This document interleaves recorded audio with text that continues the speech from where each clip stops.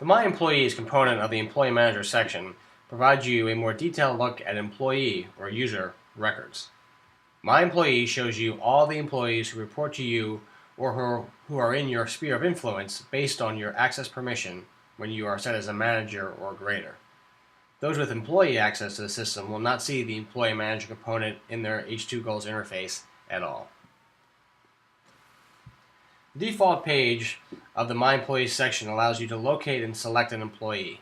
This page is similar to other areas of the program like goals and contacts in that the data available to you, in this case employees, is presented in a list, and the list can be filtered by key data points. In this case, first name, last name, status, job name, telephone, unassigned employees, and email. We should note here that unassigned employees are those not linked to a job. They would show up as being unassigned in this list. The grid displays basic employee contact information for quick reference purposes. You can access the employee's full record by clicking in their name in the grid, say right here, or in the tree view to the side.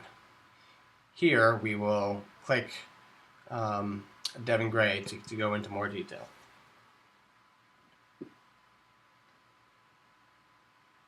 The full employee record has the following tabs. General information, where you see general information about the employee, name, email, telephone number, contact, access permission, what job they're linked to, and so on. There's also upload their picture here. Then we can go into additional information. Here you set things like address and other personal data. We go over to benefits, which allows you to input time off values for vacation, personal time, and time off without pay. We then can move from the general employee information section into documents, and the documents section allows you to upload and keep documents linked to specific employees. You'll see there are a list of default folders here, things for licenses and certifications, general correspondence, general documents, so on and so forth. These folders can be updated in the jobs section, but these are just a list of defaults that you will see when you first log into the system. There's also a Forms tab. Now, what forms are electronic forms which you can create in the system, primarily review forms, but you can really create any kind of form that you like. And then you create a form and you would link it to the job. And this is described more in the job section. But when you link a form to a job, it is then available for completion with the employee. So I could say here, this is an employee review form, and this is the one that links to the employee Devin here. And then I could just come in here and complete that form. It's compressed right now for video purposes, but we'll say job knowledge, put star, Devin.